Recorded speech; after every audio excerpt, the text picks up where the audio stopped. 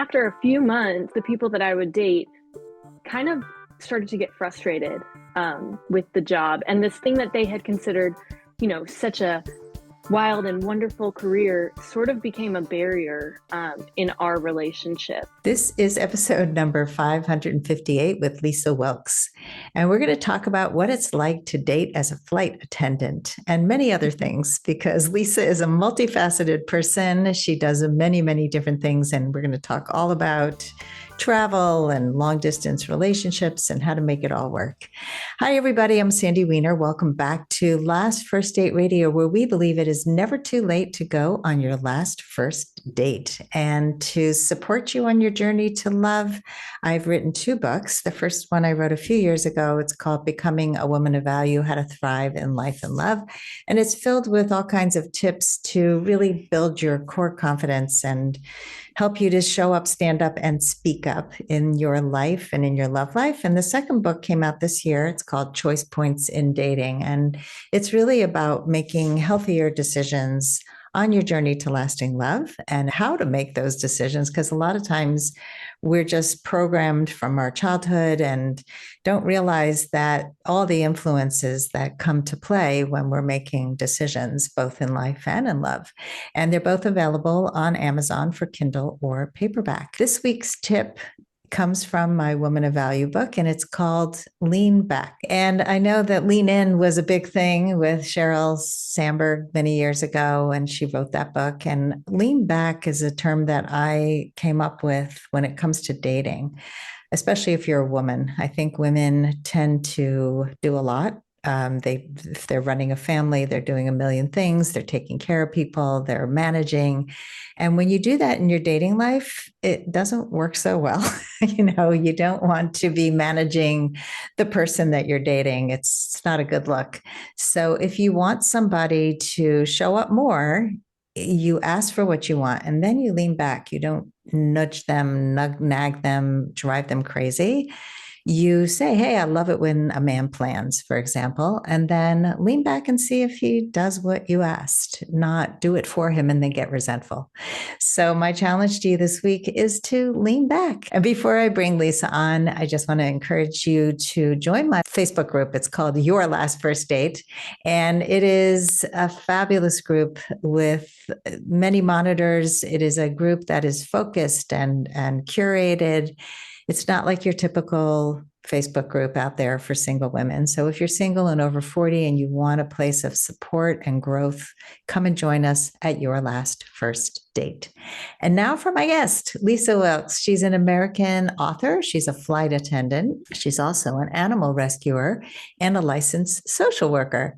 Her debut romance novel, Flight Path, was published a few years ago in 2020.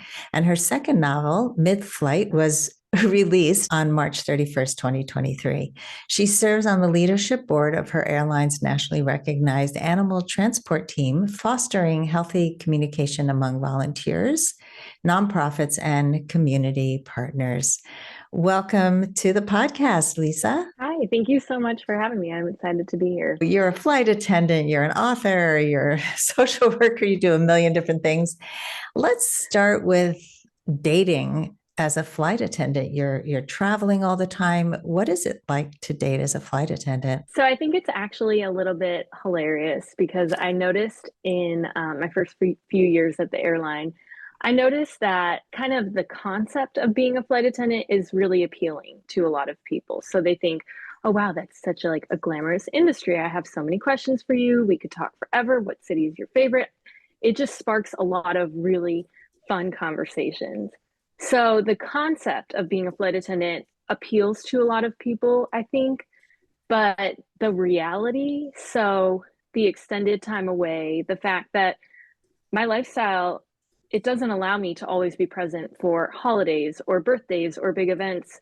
When everyone else is off work, those are usually kind of the peak busy moments in my industry. So I think it's kind of this really appealing job at first glance, but I started noticing after a few months, the people that I would date kind of started to get frustrated with the job and this thing that they had considered, such a wild and wonderful career sort of became a barrier in our relationship. Yeah, sometimes glamour, mystery, excitement is good for just sparking a conversation or sparking the beginning connection in dating. But the reality is that relationships require a lot more than sparks, and they need to be like the real life stuff, the little things, the spending time together, which you don't get to do as much as other people.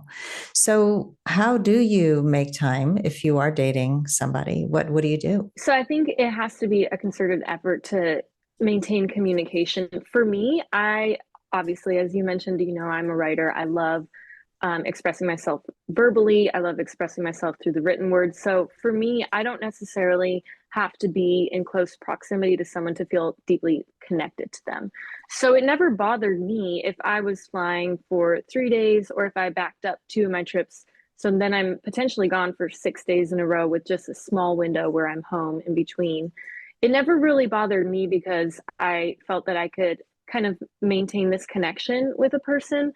But I think other people, a lot of times it felt like they were used to having that actual physical contact. Like they did not feel that we were really close to each other unless we were physically like in the same location. So I think that maybe if you have a unique lifestyle, if you have sort of a different, recurring theme throughout your life, I think it's kind of important to first of all be clear and upfront about that, but second of all, make sure that the people that you choose to date, the people that you choose to be with, that you foster these really deep relationships with, that they also can forge a connection that doesn't require actually being in the same physical space as the other person. Yeah, and some people can do it and some people can't, like you said. It's interesting because I forged a connection with somebody I hadn't yet met for 4.5 months. We met on a dating app, and I said, like I always say, would you like to talk on the phone and meet as soon as possible? And so he was like, yeah, except I actually live in another country and I'm going back. But he connected with me as soon as he landed, and we started talking weekly, long talks and video chats. And he came in after 4.5 months because he had a daughter going to college near me. And so we finally met, and it was like, it was weird. I've never done that before. I have actually recommended that people not do what I did because you can forge a false connection. But because I can connect with people, I mean, I do my work on video. I connect very deeply with people all the time through video chat and phone. I almost never meet clients. And so that's natural for me. And because we were doing video chat and really having deep discussions, I felt like I knew him and he knew me. And so in the last month or so, it actually just happened. We got together once when he came here. And then when I was traveling, he met me where I was. And I came down to meet him and spent a few days with him. So it's, it's hard. It's definitely hard to forge that connection, but with intentionality, like you said, I think it can be done. I guess there has to be an end goal at some point. Like for you, does the guy get frustrated if you are never going to be able to settle down? Like, is there talk about that? No matter what relationship I am in, I actually am married at this point. I've been with the airline for Oh, 13 years. okay. I'm married, but I feel like even in my marriage, so whether you're dating someone, whether you're just exploring someone and like meeting them and exploring where this is going to go, um, it has to be kind of understood that it's going to be a long distance relationship. You can live with a person. I had lived with a couple people before meeting my husband, and it is still a long distance relationship because I'm gone part of the time. So you have to be comfortable with that element to it. So I think that if there is kind of, that alignment of maybe like core values, your interests don't have to exactly mirror the other person's. But if you kind of have the same like internal drive in some ways, if you have that connection, if you're inspired by this other person, if you are kind of like radiating on their same frequency, you have this matching energy, you really feel like this is, something that spurs positive growth for both of you. then I think that can sustain the distance and the geographical boundaries. But as we mentioned, it does have to be sort of an intentional effort. So, what you were talking about with the 4.5 months of kind of just communicating over um, video chats and not physically being in one another's presence, I would be okay with that, I think, because for me, a connection, it goes so much deeper than just having that person in your space. And I also feel that it's possible to really relate to someone and to feel an attraction to them, um, even if there's not a whole lot of time spent like in the same room together. I think a lot of what attracted me to people and hopefully what attracted them to me was kind of um, their pursuits in life and sort of their like perspective of the world and their view on things. And I think that that can transcend, boundaries of like time and space. That's how I approached it. And even living with someone, even being in this long-term committed relationship, you both parties have to go into it knowing that it is going to be long distance, like in perpetuity. Mm-hmm. I agree with you. I mean, as I said, I do a lot of things without meeting people, so I'm totally okay with it, and I don't need to be in somebody's physical presence all the time because I have a very full life, and I it's sort of the icing on the cake at this point for me because I've already raised a family. I've done all the things that I wanted to do when I was younger, and I don't need it in my life. And but I do think you do have to have these conversations about, like, it's one of the things I brought up right away, like what will happen if we do really get along, and we do need to have a date where we're going to meet at some point because this can't go on forever. And so Mhm. we talked about it from the beginning. And it doesn't have to be like we're going to lock it down and make this a relationship that is exclusive, because that I'm not feeling that at this point. But it's just, where are we going? Are we on the same page? Do we see the world in the same way? Do we really feel a connection? And I think for a lot of people who get involved in long distance, they don't have a foundation for it, and so it doesn't last. And I remember an ex-boyfriend of mine many, many years ago. He was like my high school boyfriend, and we reconnected after my divorce, and then he got divorced, and we started talking again. And he told me about this, what he called a torrid love affair with somebody who lived across the country from him. And he said we spent the summer together, and it was amazing. And then at the end, it was heartbreaking because she couldn't move and I couldn't move. And I'm like, well, wasn't that obvious from the start? Like, you're starting something and you're falling for someone, but she had young kids and he had young kids. It didn't make sense that neither one of them was able or willing to relocate, but they had a hot summer together. If you just say, we want a hot summer together, and take that risk, that's fine. But then don't be like shocked and disappointed at the end when both of you are not willing to move. I would love to hear your thoughts on that. I might be a hopeless romantic, as evidenced by the fact that my debut novel was a romance, and that my second novel, it's not exactly a romance, it's a hybrid, but there's definitely romantic elements to the story. So I might be an idealist, but I feel that barriers can be overcome. Like, I think that if two people, are aligned on a really special level, if they have kind of this like common vision in mind, that threat of like having that long distance, the distance between them that they couldn't move at the end of it, like that actually wouldn't really phase me. I don't know. I met my husband at a point in my life where I really didn't want.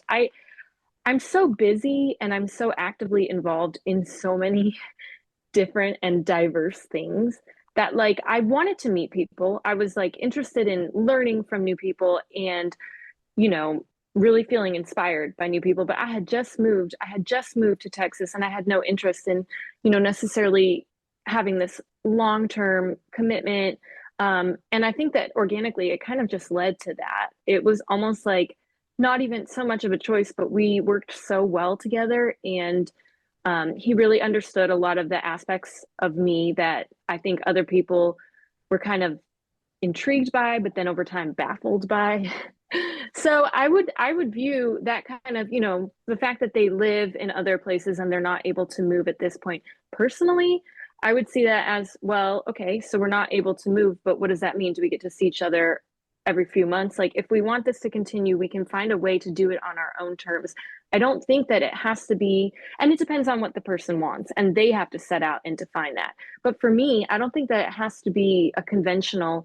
The older I get, the more that I believe that you just have to live your own truth. And if your own truth is, I mean, potentially living in different cities, but still having this connection to a person and still knowing that they are your special human being, your best friend, I think that that's doable. I read this article a couple weeks ago about how it's becoming more common for people to even marry, but definitely be in long-term relationships and maintain separate houses or like live in separate quarters.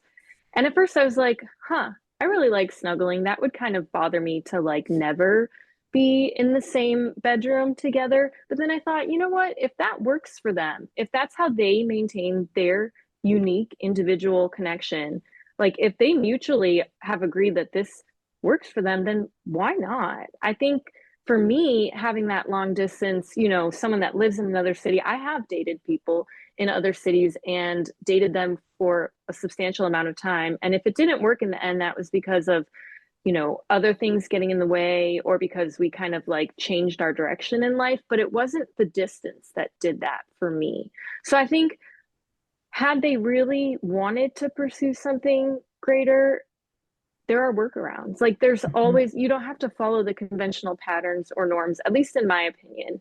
And it's really about deciding what works best for the people that are involved in this relationship. So I think that that could have been Mhm. sustained. And also, if they have children, if, there are certain factors that play into it, like those factors also evolve over time. So eventually the children, you know, will be possibly on their own or in another location. And at that point, they could reevaluate and say, is this the time where we move in with each other? Is this the time where we, you know, keep what we have going because it's working for us? I totally hear what you're saying. And I think a lot of people go by those old norms. And the more I've been doing this work as a dating coach and as I get older, I see that we get to actually design relationships. They don't have to look a certain way. I think in that case that I was describing, they were both very rigid in their Mm-hmm. inability to go past the summer.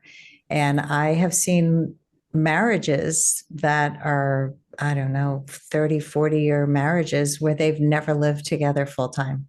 One of the couples I'm thinking of, he lives in Washington, D.C., and she lives in New York City. Their main home is their apartment in New York, where he comes back and forth on the weekends. I had a friend whose husband started working in Boston and she was in Connecticut. And again, like 5-day weekends. And so it worked. And a lot of people never live together. Like the living apart together is a big thing now, where couples are actually happier when they have some space and distance and they don't have to be in each other's space all the time. So I think people have to really check in with themselves and look at their unconscious biases and see what's holding them back. Because sometimes it's fear. It's sometimes it has nothing to do with whether they're compatible or not. And they're just kind of putting up barriers to being together long term. Let's take a quick break to hear from our sponsors. This episode is brought to you by Amazon Music Unlimited. You can listen to over 70 million songs and thousands of playlists and stations. Plus, you can now stream your favorite podcasts like Last First Date Radio. You can listen to any song, anytime, anywhere, on any of your devices. Get Amazon Music Unlimited for free for 30 days. Just head on over to getamazonmusic.com/last first date to learn more and claim this offer. I think that people also, in general, are kind of afraid sometimes to defy the norm. They may feel an intrinsic pull towards something, but they might think to themselves like, this would not be accepted among like my social circle or something. And I think, I mean, honestly speaking, I think that never really was a factor for me. I've kind of considered myself like weirdly wonderful since as far back as I can remember. I was the kid that was saving like injured bunny rabbits on the playground. And it didn't really occur to me to try to have to meet other people's standards. And a lot of the standards were also standards invented by someone I'd never met, someone potentially who stood something to gain. And so I never really subscribed to societal norms. I did want to be respectful of people. So, I wouldn't, if somebody else was not comfortable with an idea or something, I'm not gonna push that on them. But I also never felt like I really had to kind of meet these societal expectations if they didn't actually make sense to me or work in my own life. And for instance, in terms of the dating world, I didn't really date until about my mid 20s. I was just so busy. I did AmeriCorps, which is the Domestic Peace Corps, for 2 years after college. And I have been writing books since I was 19. My first published book came out in 2020, but I've been writing them since my sophomore year of college. And I just had so much going on. I started dating in my mid 20s, and I just remember so many critiques and so many comments from folks who would say, well, you're kind of being really aggressive for a female. Like you need to wait for like a man to pursue you. And if that works for some people and if that is their natural course of action and if they want to be, sought after and chased, then that's great. But for me, I thought to myself, if I'm pretending to get in order to get someone, if I have to pretend and put aside, you know, who I am in order to get someone, then we're not a good fit anyway. So if there's someone that's intimidated by a woman who expresses herself, then that's actually awesome because I will know that this really isn't going to go anywhere. So I think, a lot of people are so scared to kind of deviate from what they consider to be socially acceptable. And I mean, I am a flight attendant, so that never really appealed to me. I kind of have this unique career path and sort of this like whimsical, starry-eyed daydreamer vibe. And, I was pretty straightforward about that, even when it was met with criticism. And that actually helped me in a lot of ways because I was like, okay, well, that's great, but this isn't really going to go anywhere. So I'm thankful. Thank you for letting me know. Yeah. I love that you had the confidence to be yourself. And it's not so common that people don't chameleon themselves when they feel that they're not going to be accepted. They start to turn into something else. And I did it for many years until I finally got divorced and really found my voice again. But there is no one size fits all. I think there's been just so much out there that has ruined dating for so many people where they're trying to be something and men should chase and women should be pursued and the hunter and it's just not true. And for some people, they're wired that way. So be you, because what happens is there's the bait and switch, right? You act one way to hook somebody, and then suddenly your personality comes out, and they're like, "Who are you? I wasn't dating you before." Yeah. Well, there was no bait and switch with me because I feel like I just accidentally baited people by not switching. Like just being authentic, I kind of drew in the people that I would have that connection with, even if I wasn't looking for it. Like how I genuinely was not looking for it when I moved to Texas. I was there for a reason. I was going to go to graduate school. I was going to get my master's in social work. And then I was going to jet out of there. In my mind, I thought probably back to California because that's like, my favorite place that I've ever lived. And then I get there and there was no switching. I just was myself and happened to meet someone who kind of caught me by surprise more so than anything because I thought like this really makes sense. It really makes sense. And like I am so just intrigued and inspired by this person. We have so many areas where we differ, but then so many areas where we also align. And I feel like it's kind of this perfect balance where we kind of keep each other on our toes. We're not bored, but at the same time, like on a deeper level, there's just this sense of mutual understanding for a lot of major issues and like life decisions and things like that. I don't even know how to pretend. So when I first met Derek at this crowded bar, and I'm brand new to the city. I probably had leaves in my hair. I had been doing like driving all over the city at this point, had no idea really what I was doing, except that I was there to go to grad school and I'm a flight attendant and I'll meet people eventually. And I just remember our first conversation, the bartender's like fixing these drinks and there's baseball on the TV screens. And I'm like, oh, I think the Cubs are going to go to the World Series this year. And we start chatting. And so I am pretty sure, and I obviously don't remember every detail of it, but I'm pretty sure within that conversation, I mentioned that I'm obsessed with animals and that my favorite thing to do for fun is to write books that are usually anywhere between 200 and 300 pages. And that I've lived in 10 US cities, 3 foreign countries, done AmeriCorps, don't really follow a lot of what we're told to do. I do it if I think it's kind to other people and it makes sense for me and it aligns with who I am. And I don't want children and I want to start my own rescue someday. And in hindsight, that was a lot of information for a first conversation. And I'm sure he was sitting there thinking, this is the strangest person I've ever met, but I hope we hang out again. Like, I think that was kind of the thought process. So I feel like when you're true to what resonates with you and kind of don't really hide. I mean, other people might bait and switch. I have experienced that. I think it becomes clear over time that there was deception involved and manipulation, and it can be kind of hurtful to acknowledge that. But I think like it's so easy to avoid that by just really doing what feels authentic and natural and just being yourself. And it's also very freeing. It's very freeing because you don't have to meet anyone else's expectations of who you are. All you have to do is keep trying to be the best version of the person that's already inside of you. It's very liberating. Totally, totally liberating. And I would just say that in my experience, it is rare to have the courage to be you. Like people say, be yourself. But most people that I have encountered really, really struggle with the vulnerability of being themselves. And it sounds like for you, it's not even an option to be anything else. And it is rare. It really is rare. And it's unfortunate because I think we spend our whole lives trying to get back to that little part of us that really was free for so few years. And then what does society expect of you? I mean, I even see it. I have grandchildren and they're really little and already they're looking at the influences and how they should act and make sure that they fit in.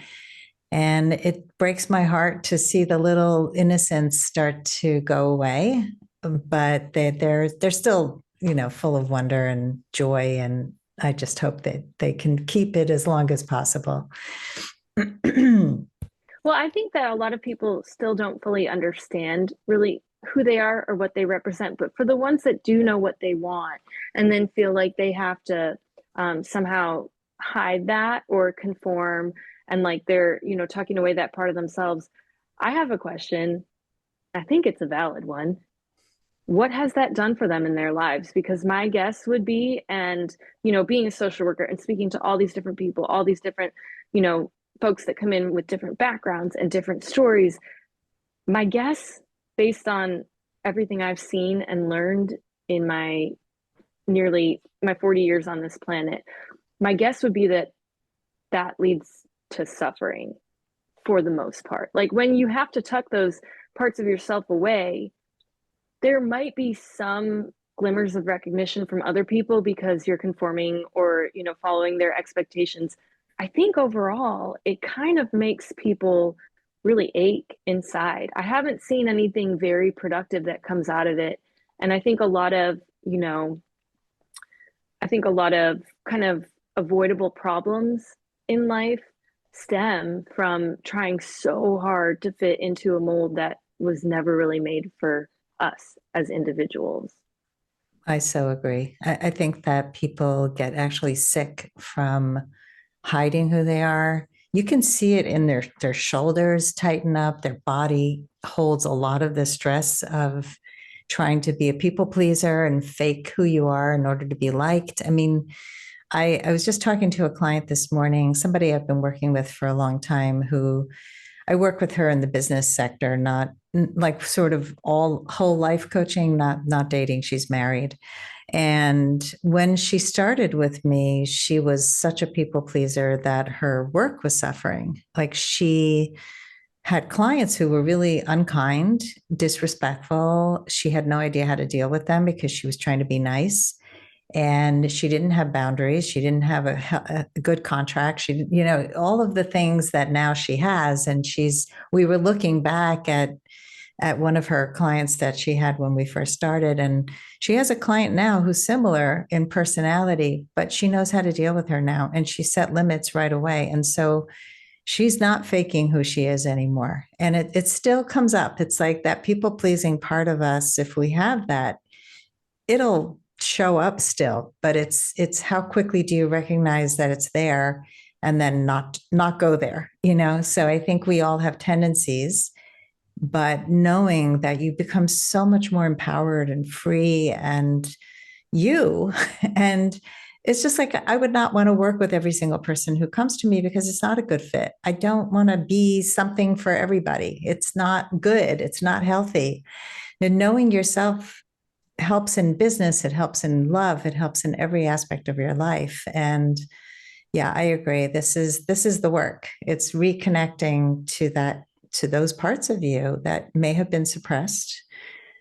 It can show up in disassociation where somebody's smiling when they're really angry because they don't know how to express emotions. It's never been safe. Just being able to do all that is amazing.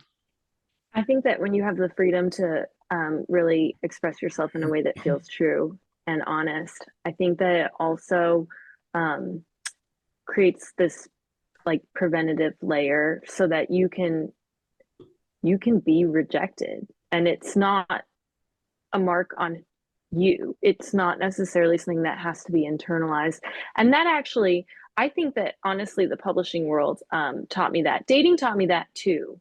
But I mean, to be quite honest, I probably did most of the rejecting and I did it as kindly as I could. Like I did it with compassion, but I could see if someone wasn't really a good fit for me. There've only been a handful of times that I can recall where I was outright kind of turned down. But I do think like with the publishing world, I wrote this book, I was 19, and in my mind, I'm like, okay, this is like awesome. And I completed it. And I'm in college and like everyone else is, doing whatever, sleeping or partying. And I'm writing a book and I finished it. And now I'm going to send it to publishers and I'm going to be famous. And this is amazing. This is what I've always wanted in my life. And then getting years worth of rejections. I'm talking 12 unpublished novels before I wrote the one that got picked up by a publisher.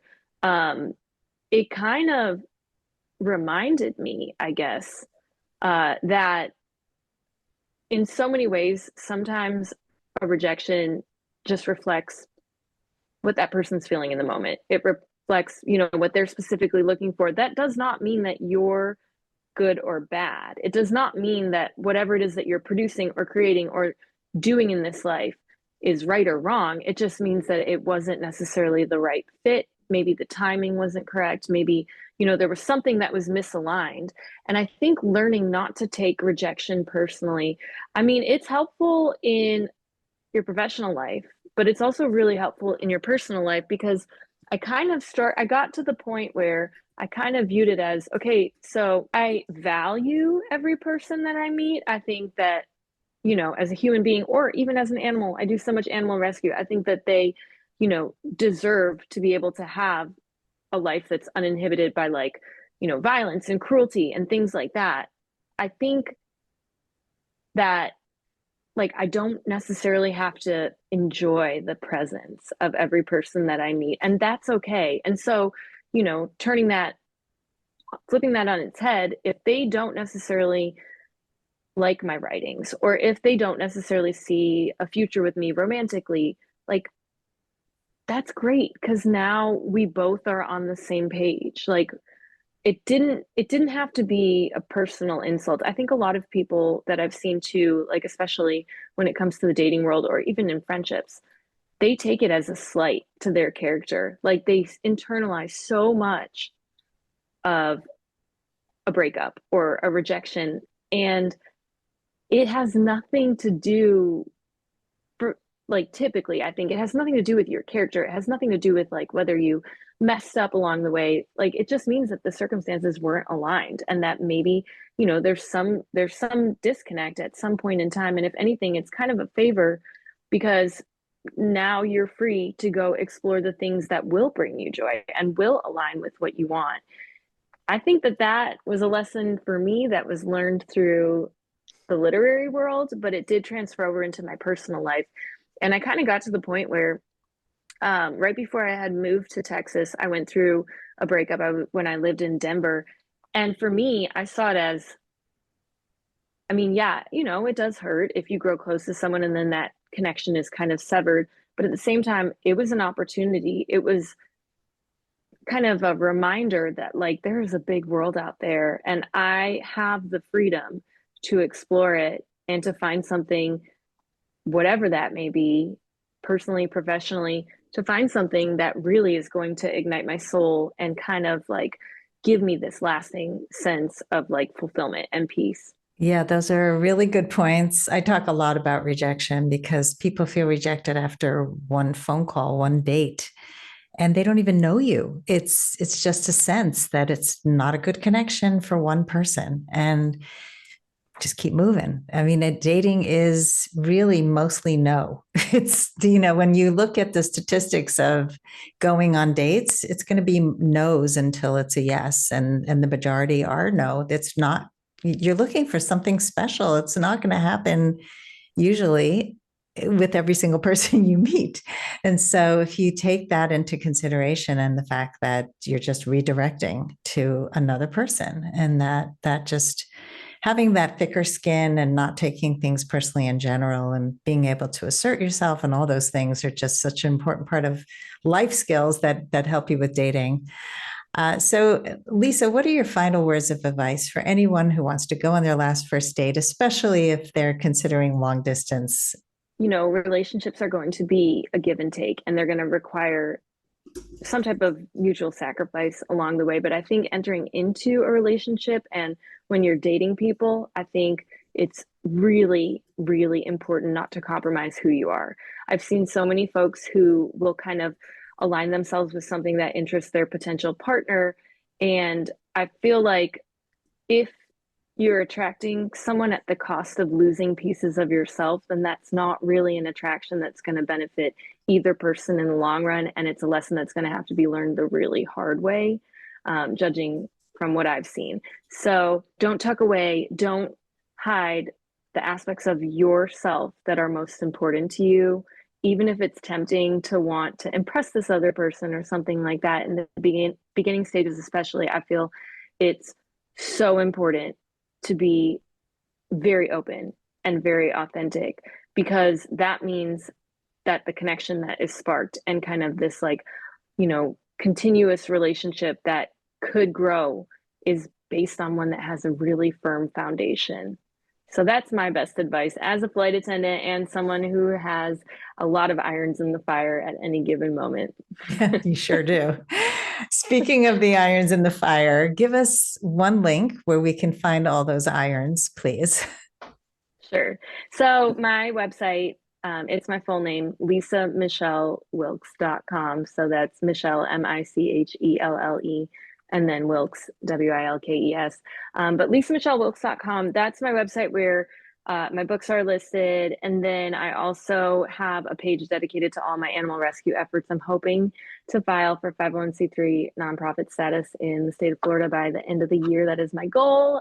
In the meantime, I work on the animal transport team at my airline, and then I'm involved with 3 local rescues here in Tampa, and I'm loving every minute of it.